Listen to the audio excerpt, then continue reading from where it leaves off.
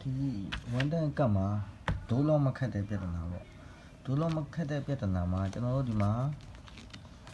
ဒိုးလို့ပင်ရှိတယ်ဒိုးလို့ပင်ကနေပြီးတော့ကြားထဲမှာဒီမှာအာလေးတစ်လုံးရှိတယ်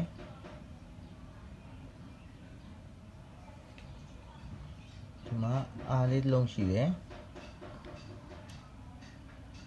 ဒီအာလေးနော်ဒီ103ဒီ 10k အာလေးတစ်လုံးရှိတယ်ဆိုတော့ဒီအာနေမှာတစ်ဆင့်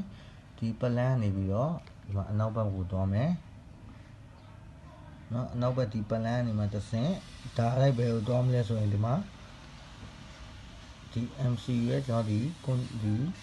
IC ရဲ့ဒီ panel ကိုဝင်တယ်ပေါ့နော်အဲ့တော့ဒီ resistance ပြတ်နေတဲ့အပေါ်မှာကျွန်တော်ဒီ feedback ကဒီ main IC ကိုပြန်မရောက်တာဖြစ်တယ်ဆိုတော့အဲ့တော့ဒီ103လဲလိုက်တော့ဒီကအခုဒီ output ကဒီ MC ကိုသတင်းရောက်ပြီဆိုတော့ဒီကဘယ် voltage ကသတင်းရောက်လဲဆိုတော့ကျွန်တော်တို့ကတိုင်းကြည့်မယ်အခုသဘောတခု MC က ground ဘို့ယူပြီးတော့သတင်းယူရလား plus ဘို့ယူရလားဆိုတော့ကျွန်တော်တို့တိုင်းကြည့်မယ်ဆိုတော့အရင်ကကျွန်တော် product တိုင်လိုက်မယ်ဆိုတော့ဒီမှာသူ့ရဲ့ low side capacitor တွေရှိတယ်ဆိုတော့ volt နဲ့ load တဲ့ပုံမှာကျွန်တော်တို့က voltage ပဲ check လုပ်ရမယ်เนาะအဲ့တော့ဒီမှာသစတိုင်းမယ်ဒါကကျွန်တော် feedback ပင်ဖြစ်တဲ့ပုံမှာသူ့ရဲ့ဒီဘက်ချမ်းပင်ကိုကျွန်တော်ကကြည့်မယ်ဒီမှာအလံမပေးဘူးเนาะဒါဆိုရင်ကျွန်တော် plus ဖို့ကြည့်မယ် plus ဖို့နဲ့ကြတော့ဒီမှာအလံပေးတာတွေ့ရမယ်ဒါဆိုရင်ဒီ voltage plus volt ဒီကိုလာမယ်လာပြီးတဲ့အခါကျရင်ကျွန်တော်ဒီမှာဒိုးလော့ရှိတယ်ဒိုးလော့မှာဒီမှာဒါက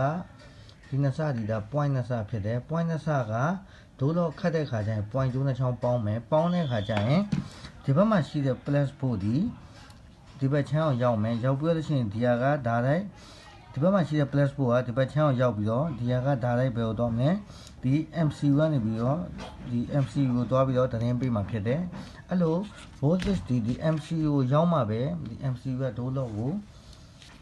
လက်ခံမှာဖြစ်တယ်အဲ့ပုံမှာဒိုးလော့ကတခါနဲ့ ground ဆိုပြီးကြောက်အောင်မယ်မဟုတ်ရင်ဒီဒိုးလော့က ground ဆိုပြီးအဲ့လိုခတ်နေမှာဖြစ်ပါတယ်